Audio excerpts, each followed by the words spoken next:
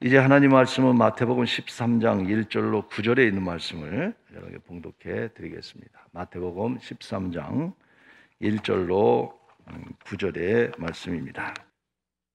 그날 예수께서 집에서 나가사 바닷가에 앉으심에 큰 무리가 그에게로 모여들거늘 예수께서 배에 올라가 앉으시고 온 무리는 해변에 서 있더니 예수께서 비유로 여러 가지를 그들에게 말씀하여 이르시되 씨를 뿌리는 자가 뿌리러 나가서 뿌릴새 덜어는 길가에 떨어지며 새들이 와서 먹어버렸고 덜어는 흙이 얕은 돌밭에 떨어지며 흙이 깊지 아니하므로 곧 싹이 나오나 해가 돋은 후에 타서 뿌리가 없으므로 말랐고 덜어는 가시떨기 위에 떨어지며 가시가 자라서 기운을 막았고 덜어는 좋은 땅에 떨어지며 어떤 것은 100배 어떤 것은 60배 어떤 것은 30배의 결실을 하였느니라. 귀 있는 자는 들으라 하시니라. 아멘.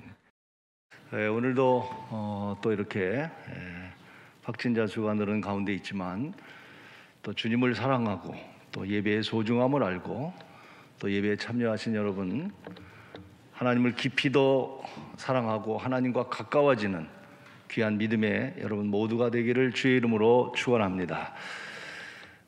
오늘 마태복음 13장은 비유장이라고 말합니다. 예수님께서 바닷가에서 배 위에 오르셔서 배 위에서 많은 비유들의 이야기를 나누어 주셨습니다. 비유를 말씀하신 이유가 뭘까요?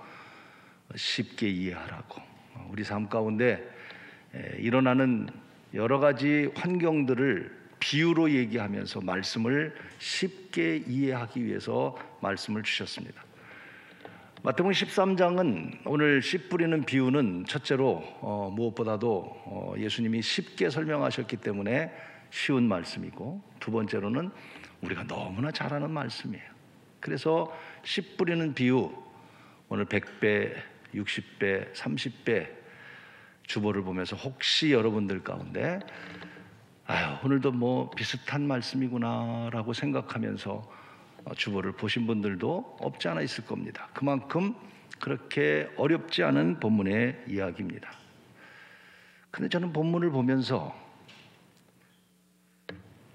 100배, 60배, 30배 너무나 우리 잘 아는 이야기인데 왜 우리에게 그런 열매가 없을까 하는 질문을 한번 던져보고 본문을 접근해 보았습니다. 여러분, 이 씨 뿌리는 비유는 지금 문명 시대에는 씨를 뿌려도 기계로 뿌리니까 별로 실감이 안 날 수는 있겠지만, 여기 대부분 농사의 경험이 있는 어르신들이나 저 같은 경우도 씨 뿌리는 비유하면 문득 떠오르는 게 밭에 씨를 뿌렸던, 농사지었던 그 생각이 아마 날 겁니다. 유대인의 농사와 우리의 농사는 조금 비슷하지만 다른 점도 있어요.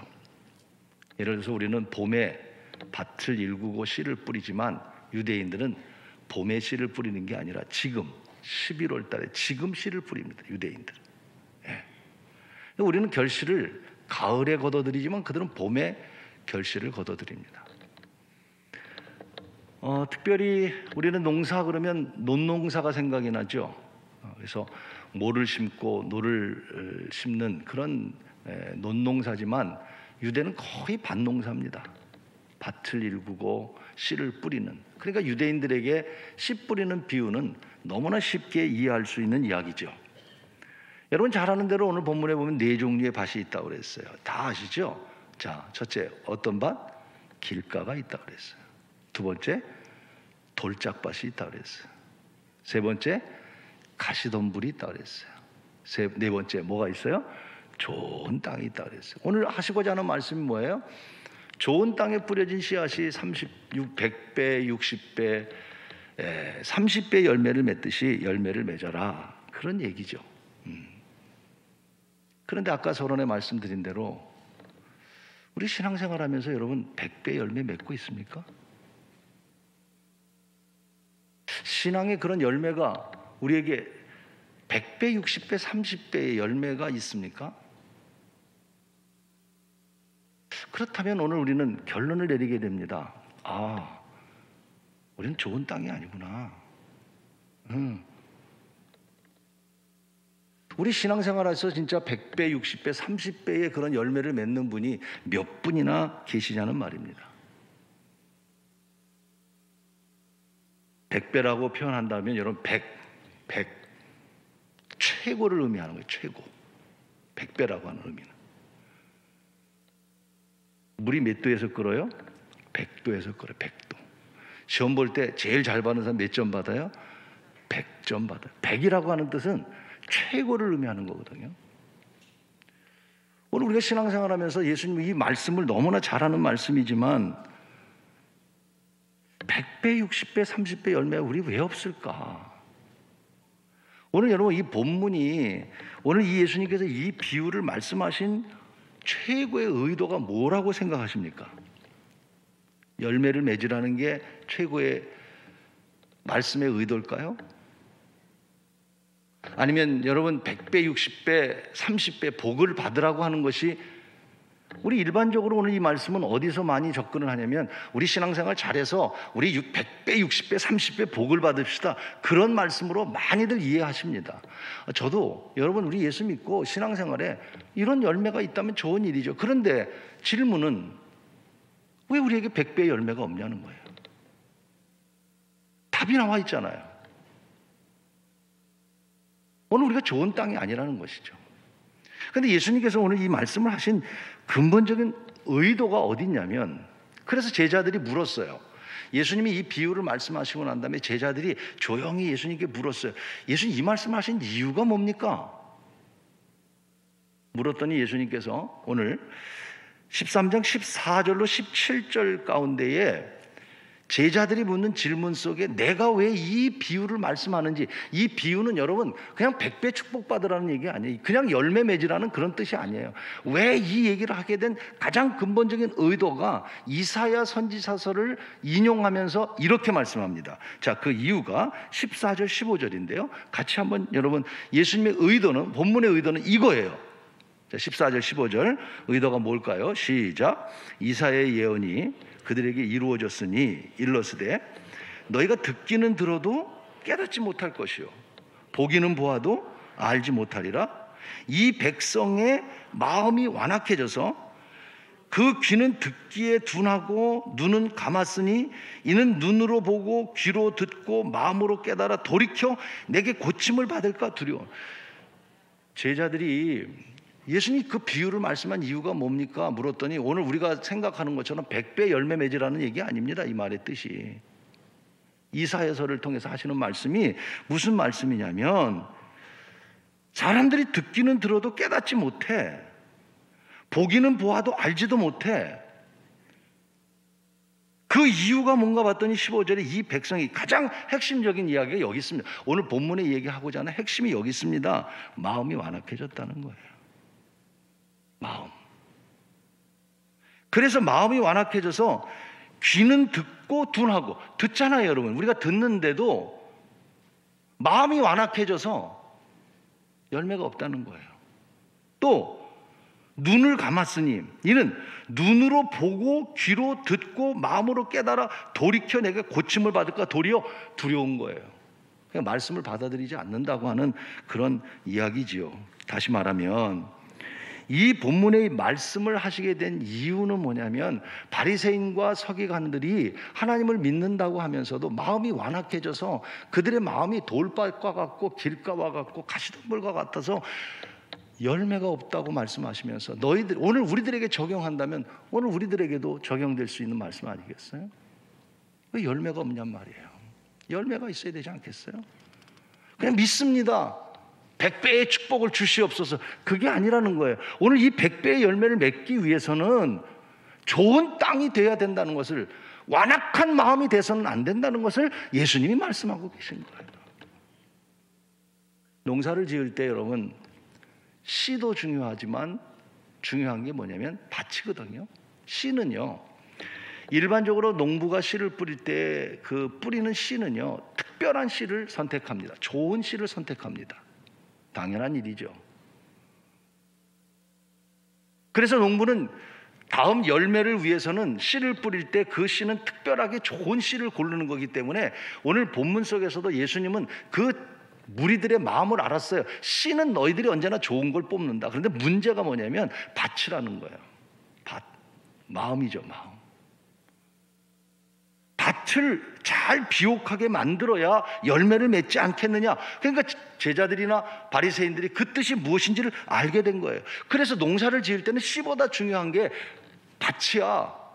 오늘 중요한 게 뭔지 알아? 너희들의 마음이야.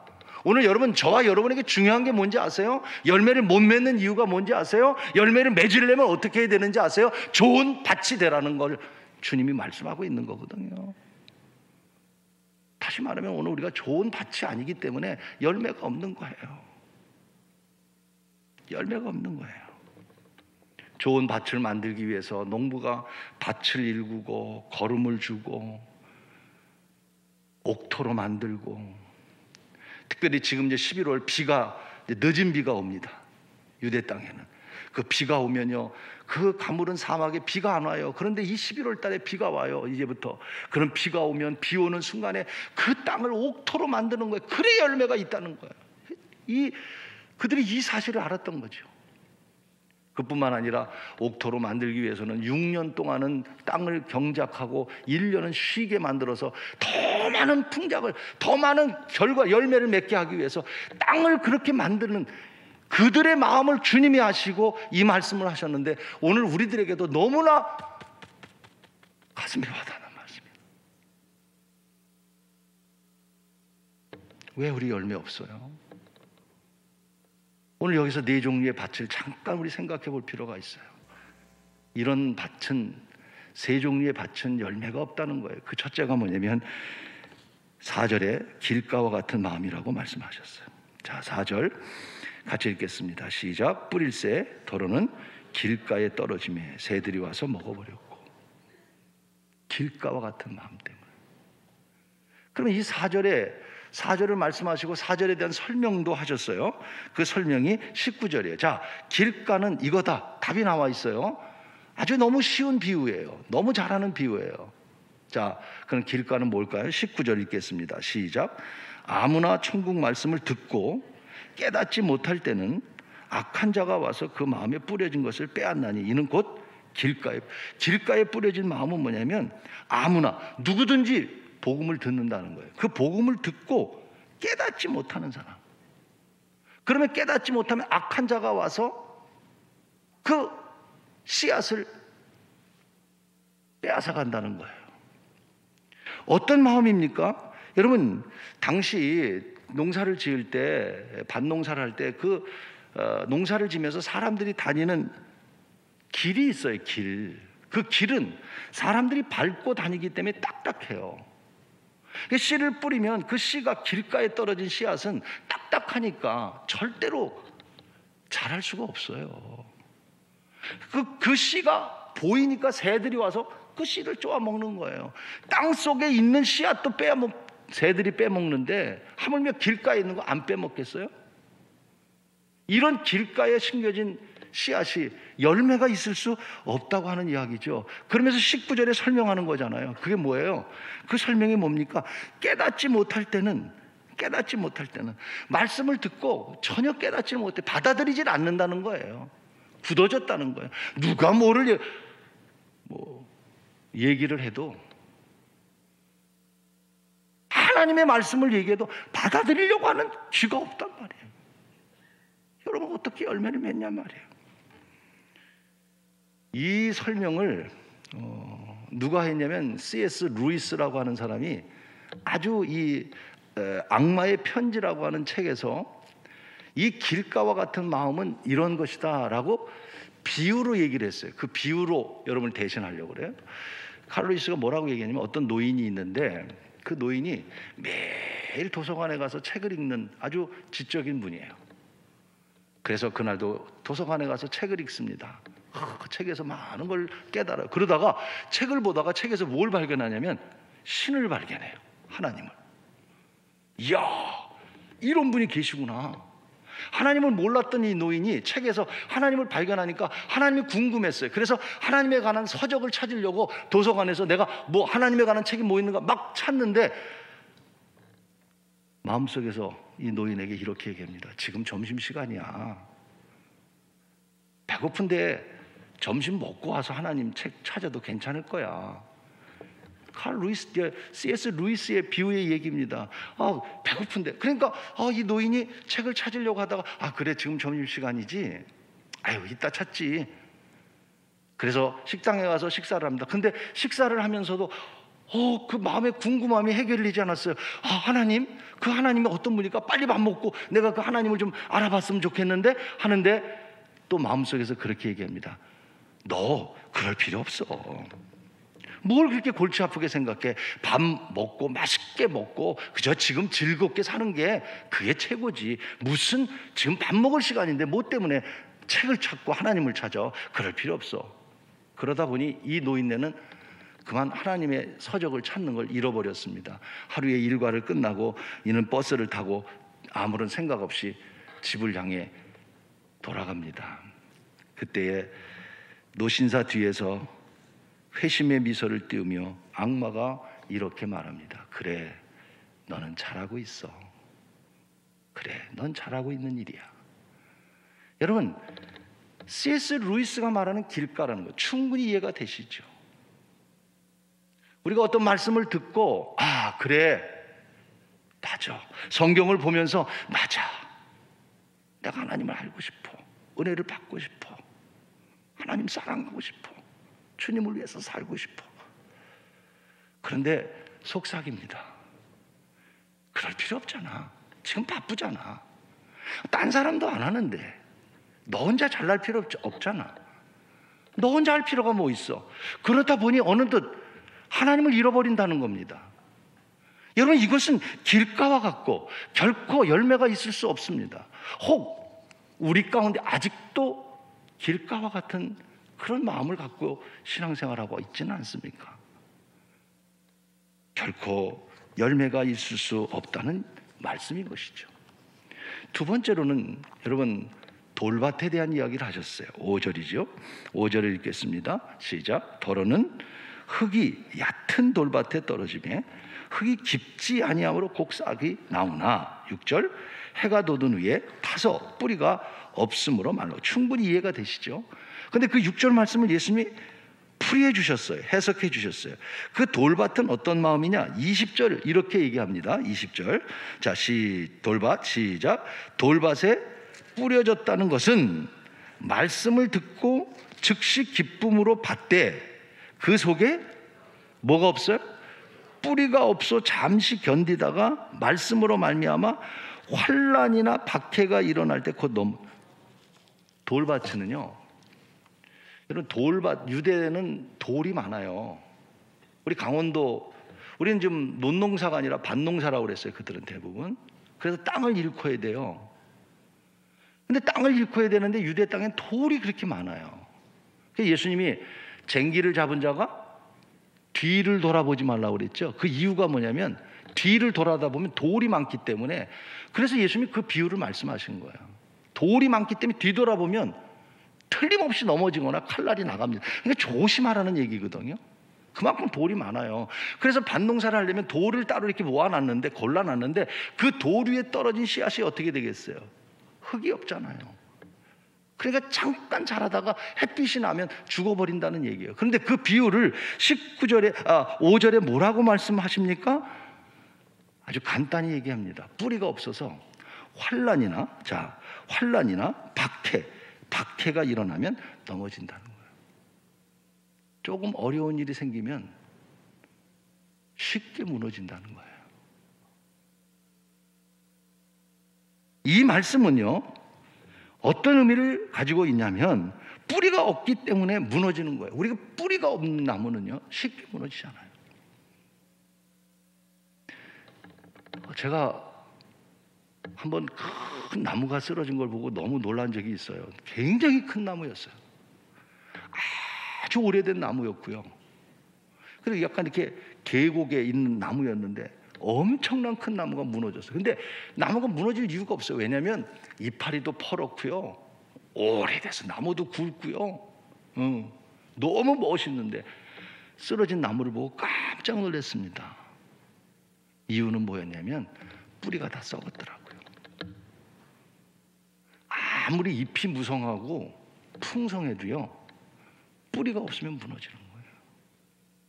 예수님께서 돌밭의 이야기를 그렇게 말씀하셨습니다. 뿌리가 없는 사람은요, 신앙에 뿌리가 없는 사람은 말씀하시잖아요. 뭐예요?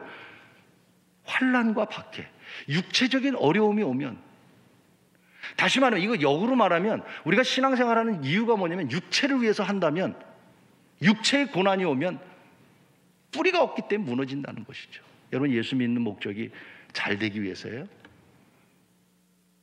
그렇다면 그것은 돌 위에 새겨진 씨앗입니다. 잘 되면 예수 믿겠죠.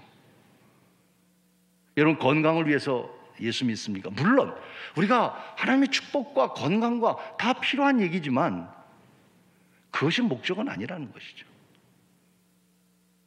뿌리가 없는 그런 신앙이 돼서는 안 돼. 육체만을 위해서 살아가는, 육체의 만족을 위해서 신앙생활하는 게 아니라, 왜? 환난이 오니까, 핍박이 오니까. 오늘 여러분, 우리가 환난이 오고 어려운 일이 닥쳤을 때 우리가 쓰러지는 이유는 뿌리가 없기 때문에 그래요. 마지막 때는 큰 환난이 있다고 그랬어요. 그 환난에 다 넘어진다고 그랬어요.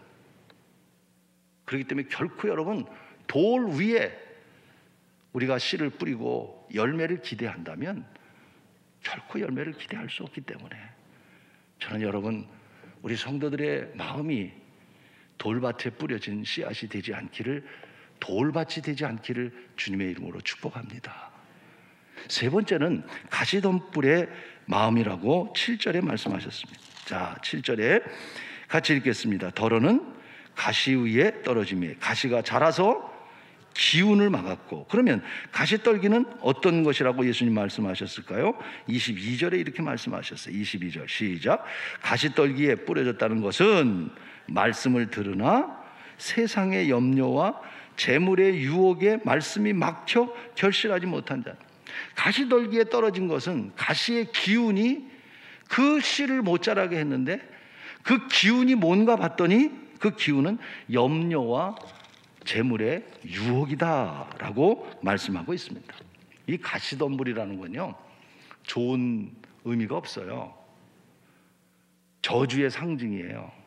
창세기 3장 18절에 최초로 하나님께서 아담과 하와가 타락했을 때, 타락한 인간을 저주하실 때 뭐라고 말씀하시냐면, 땅이 내게 가시덤불과 엉겅퀴를 낼 것이다. 여러분, 신앙의 가시덤불이 되지 않기를 바랍니다. 엉겅퀴가 되면 안 된단 말이에요. 가시덤불과 엉겅퀴는 다 망하게 만드는 거예요. 저주의 상징이에요. 그 상징이 뭐예요? 예수님이 머리에 쓰신 가시관이 영광의 가시관입니까? 아닙니다. 그 가시는 저주의 상징을 의미하는 거예요. 그래서 이 가시나무라고 하는 것은 이파리가 자라지 못하도록 방해하고 막는데, 그 가지가 22절에 보니까 그것이 뭔가 봤더니 염려와 재물의 유혹이라 그랬어요. 염려하는 거, 재물로부터 오는 어떤 유혹, 이것이 가장 큰 장애물이고 열매가 맺지 못하게 하는 이유 가운데 하나는 말이에요. 오늘 여러분, 우리 신앙생활 속에서 열매가 없는 이유 가운데 하나가 이 두 가지인데, 생각해 보자고. 얼마나 많은 염려를 갖고 사냔 말이에요. 생각하지 말아야 될 염려까지도 염려.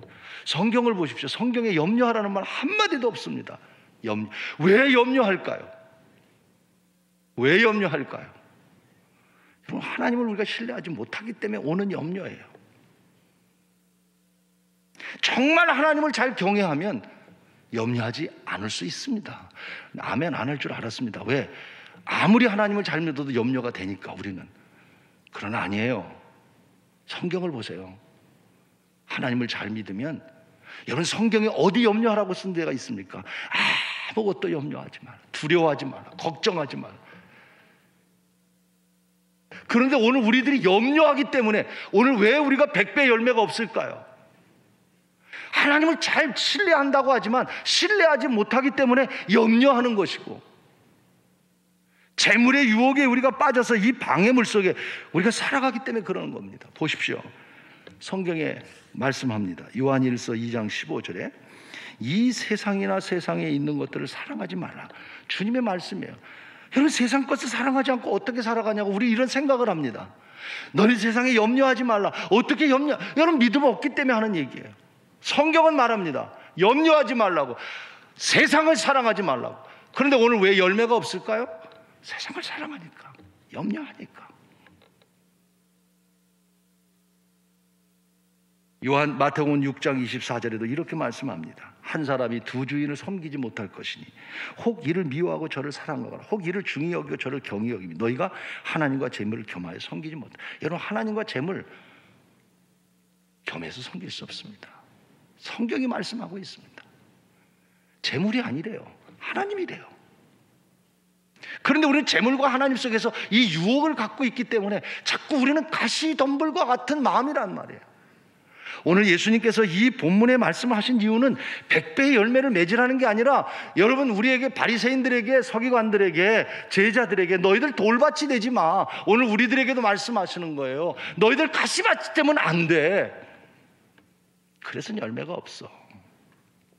그래서 결론적으로 주님이 하시는 말씀이 뭐냐면 8절 말씀입니다. 자, 8절. 그래서 이게 축복의 말씀이에요. 자, 8절 같이 읽겠습니다. 더러는 좋은 땅에 떨어지며 어떤 것은 100배, 어떤 것은 60배, 어떤 것은 30배 결실을 하였느니라. 할렐루야. 너무 좋죠. 좋은 땅에 떨어지니까 100배, 60배, 30배 얼마나 좋은 말씀입니까?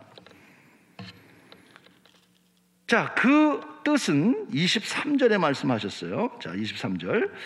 좋은 땅에 뿌려졌다는 것은 말씀을 듣고 깨닫는 것이니 자니 결실하여 어떤 것은 100배, 어떤 것은 60배, 어떤 것은 30배를 얻게 되셨다. 이렇게 말씀하셨어요. 자, 우리는 이 말씀을 듣고 마태복음 13장의 비유를 늘 우리는 이런 생각을 했을까 하면, 이 말씀 딱 들으면 30배, 60배, 100배, 오늘 목사님이 30배, 60배, 100배의 축복을 받으라나 보다. 근데 저는 본문을 보면서 왜 우리가 신앙생활하면서 이런 열매가 없을까? 또 오늘 예수님이 이 말씀을 하신 것은 100배를 얻으라는 뜻일까? 아니라는 거예요. 물론 결론적으로 좋은 열매를 맺으라는 말이고 100배, 60배, 30배 열매를 맺으라는 말이지만 그 말씀을 강조한 게 아니라 이사야 선지를 통해서 말씀하는 거예요.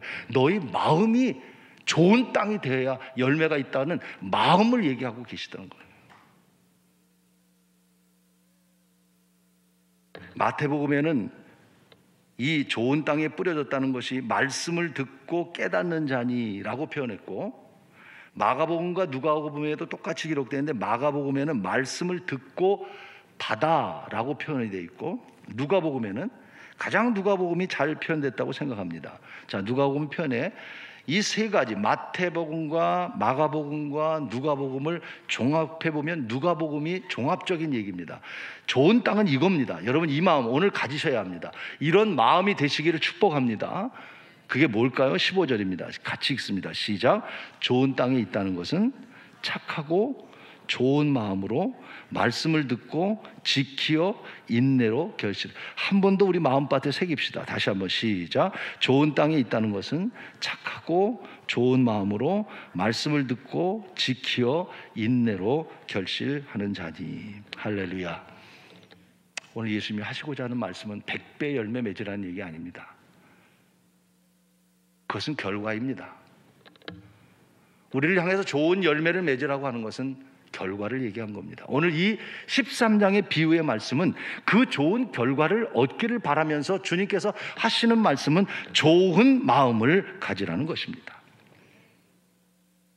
그런데 오늘 누가복음 8장 15절에 착하고 좋은 마음, 말씀을 듣고 지켜 인내로 결실하는 자, 그 듣는 이유가, 말씀을 듣는 이유가 뭡니까?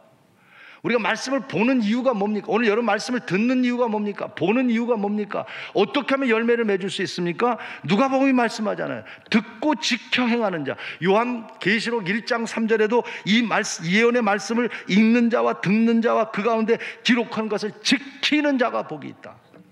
누가 좋은 땅일까요? 말씀을 듣고 행하지 않으면 돌밭입니다. 가시밭입니다. 염려하면서 내 마음에 뿌려진 씨앗이 걱정과 근심 때문에 그걸 잃어버리면 여러분 그건 돌짝밭입니다. 오늘 열매가 없는 이유가 거기에 있었던 것이죠. 여러분 간증을 좋아하시죠? 누가 간증하면 저도 책을 통해서 간증을 보고 또 유튜브 통해서 간증을 봅니다. 요새 본 책 가운데 그 꼴찌 박사라는 책을 봐요. 간증을 통해서 그분의 간증을 들으면서 너무 은혜를 많이 받았어요.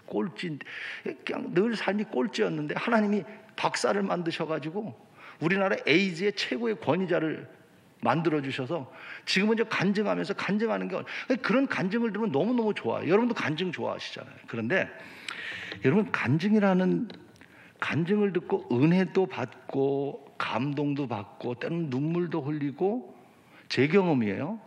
은혜도 받고 감동도 받고 도전도 되고 그렇지만 여러분 간증이 여러분의 삶을 바꾸셨나요? 많지 않더라고요. 여러분 남의 간증은 그 사람의 간증이지 오늘 우리는 어떤 사람이 되어야 되냐면 내 삶에 하나님의 말씀이 들어와서 내 삶이 간증이 되어야 되는 거란 말이죠. 그게 복 아닙니까? 간증이 나쁘다는 말은 아니지만 간증을 들으면서 우리가 도전이 될 수 있고 그렇지만 여러분 그 말씀 도전되는 게 문제가 아니라 그 말씀이 내 삶에 하나님 말씀은 우리 이런 얘기합니다. 콩나물 시루에다가 물 주면 그저 물이 흘러가다 보면 콩나물은 자라게 돼 있어.